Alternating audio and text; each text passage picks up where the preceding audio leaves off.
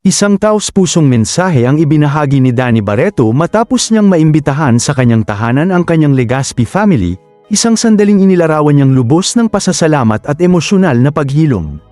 Sa kanyang social media post, sinabi ni Danny na isa ito sa mga paborito niyang alaala sa kanilang bahay dahil naging simbolo ito ng isang panalangin matagal niyang iningatan. Filed under, one of my favorite moments in this house.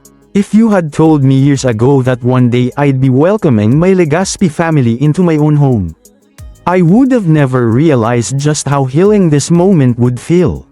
Ibinahagi rin niya na dumaan siya sa isang mahirap na yugto ng kanyang buhay, at malaking bahagi ng kanyang pagbangon ang pagmamahal at suporta na ibinigay sa kanya ng pamilya Legaspi. There was a time when this was just a quiet prayer in my heart, to be able to show my gratitude to the people who carried me through one of the hardest times of my life.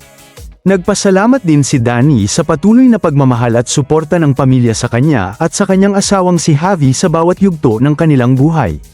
Thank you for loving and always being there for me and Sam through every season of our lives. I love you all so much. Thank you, Lord. Umani ng maraming positibong komento ang kanyang post, kabilang ang mensahe ng kanyang ina na si Marjorie Barreto, na nagpahayag ng kanyang kasiyahan at pasasalamat sa ipinakitang pagmamahal ng pamilya Legaspi kay Danny. This is so nice, Dan. Grateful for all the love they showed you over the years. Maraming netizens ang naantig sa ibinahaging kwento ni Danny. Ayon sa kanila, magandang paalala ito ng kahalagahan ng pamilya, pagmamahal, at suporta sa panahon ng pagsubok. Pinuri rin nila ang magandang samahan ng pamilya Barreto at Legaspi, at ang pagpapahalaga ni Danny sa mga taong naging sandigan niya sa mahahalagang yugto ng kanyang buhay.